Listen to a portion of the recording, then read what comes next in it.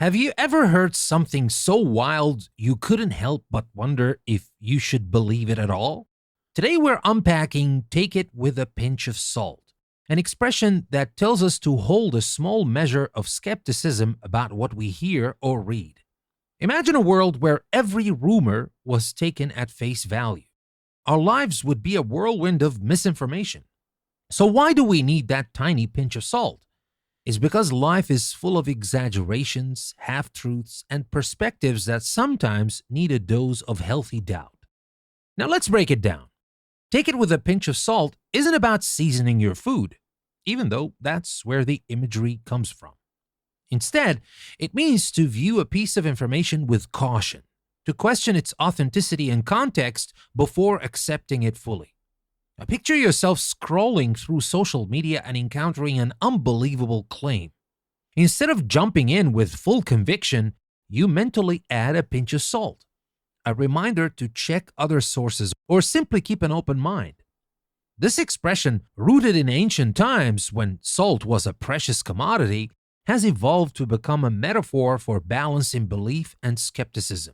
When I first heard this phrase, I remember a conversation with a friend who had read an article claiming an ordinary household item could cure a mysterious ailment. Instead of panicking and investing in every fad, I suggested we take it with a pinch of salt, to remain open yet cautious. It's a practical approach in a world that bombards us with both truth and hyperbole. Whether we're listening to the latest gossip or evaluating an important piece of news, a little salt reminds us to temper our reaction and seek clarity.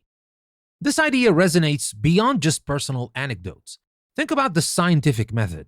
Researchers gather data, test hypotheses, and always question initial results. That critical process is a sophisticated, professional version of taking things with a pinch of salt.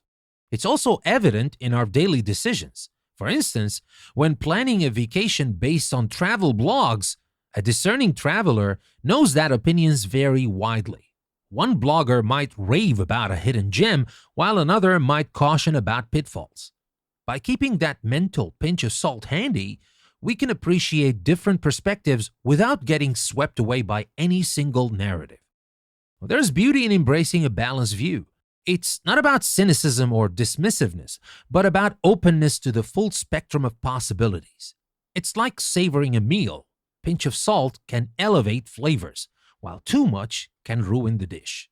In our conversations, relationships, and even in the news we consume, maintaining that equilibrium allows us to engage with the world in a way that's both curious and critical. Now, consider how this principle can apply in our personal lives. Have you ever been caught in the middle of an argument or rumor where emotions ran high and facts were murky? When we choose to step back and add a pinch of salt, we create space for reflection. It encourages us to ask questions like, is there another side to the story? Or what might I be missing? This small adjustment in perspective can lead to richer conversations and a more thoughtful engagement with life. In essence, this expression is a call to cultivate mindfulness. It nudges us to filter the noise and find our own truths amid conflicting accounts. And while we may not always have the luxury of knowing every detail, a well-placed pinch of salt can keep our minds open and our judgments fair.